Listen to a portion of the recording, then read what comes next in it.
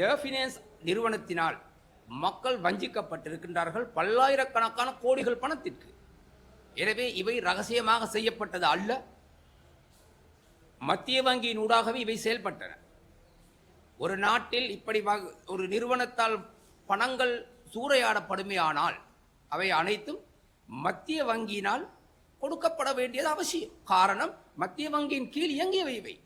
எனவே இப்போது அரசாங்கம் தலைவர்கள் மாறலாம், அவர்களுடைய கொள்கைகள் மாறலாம், ஆனால் மக்கள் பாதிக்கப்பட்ட மக்களுடைய பிரச்சனைகள் ஒருபோதும் மாறுவதில்லை.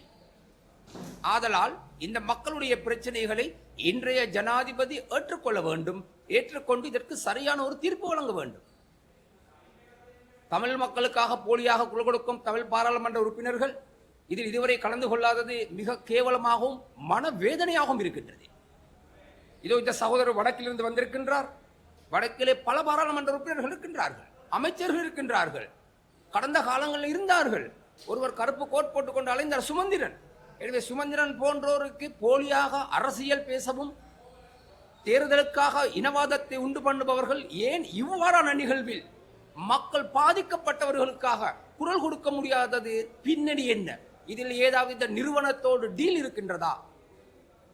எனக்கு பேச முடியுமாக இருந்தால், சிதம்பரம் கருணாநிதியாக நான் கொழும்பிலிருந்து பேச முடியுமாக இருந்தால், ஏன் சுமந்திரன் போன்றோருக்கு ஜனாதிபதி சட்டத்தரணி என்று வர்ணித்துக் கொண்டிருப்பவர்களுக்கு இவ்வாறான நியாயமான பிரச்சனைகளுக்கு குரல் கொடுக்க முடியாததன் பின்னணி என்ன, மர்மம் என்ன என்று நாங்கள் சிந்திக்க வேண்டும்.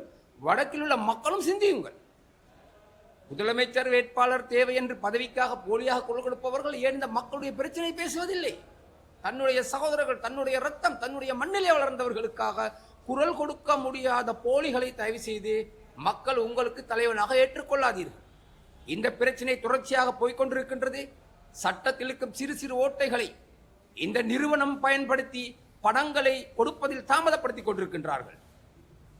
ஆகவே ஜனாதிபதி நேரடியாக இதில் தலையிட்டு இந்த மக்களுடைய பிரச்சனையை தீர்க்க வேண்டும், அல்லது இந்த ஒருபோதும் இது தீர்க்கப்பட மாட்டாது. கட்டடங்கள் பல இருக்கின்றன, இந்த கட்டடங்கள் விற்கப்பட்டு மக்களுக்கு பணம் கொடுக்க வேண்டும். அத்தோடு மக்கள் போட்ட பணம் என்னவானது, மக்கள் கொடுத்தார்கள் பணம், இந்த பணத்திற்கு என்னவானது என்பதற்காக ஒரு குழு அமைத்து, ஒரு விசாரணை குழு அமைத்து விசாரிக்கப்பட்டு அதில் தண்டிக்கப்பட வேண்டியவர்கள் யார் யாரோ அவர்கள் தண்டிக்கப்படல் வேண்டும். நீங்கள் கடந்த கால அரசாங்கத்திலே செய்த ஊழல்களுக்காக பல விசாரணைகள் நடைபெற்றுக் கொண்டிருக்கின்றன. எனவே அவை நிரூபிக்கப்படவில்லை. நிரூபிக்கப்பட்டால் தான் அவர்கள் குற்றவாளி. ஆனால் இது அப்படி அல்ல. இங்கே பணம் கொடுக்கப்பட்டிருக்கின்றது. மத்திய வங்கியிலே சகல விதமான அத்தாட்சியும் இருக்கின்றது.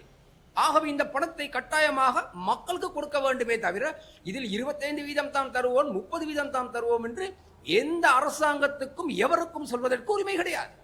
இது மக்களுடைய சல்லி, மக்களுடைய பணம், நேர்மையாக சம்பாதித்து நெற்றி வேர்வை நிலத்தில் விழ பாடுபட்டு தொழில் செய்து உழைத்த பணங்கள் இவைகளை வாங்கி கொண்டு ஒரு நிறுவனம் ஏமாற்றுவதாக இருந்தால் அந்த நிறுவனத்திற்கும் அதற்கு சம்பந்தப்பட்டவர்களுக்கும் அரசாங்கம் கடுமையான தண்டனை கொடுக்கப்படல் வேண்டும். எனவே அரசாங்கத்திற்கோ அல்லது வேறு எவருக்குமோ கூற முடியாது பணம் கொடுக்க முடியாது என்று. காரணம், மத்திய வங்கியின் கீழ் இயங்கியது இவை.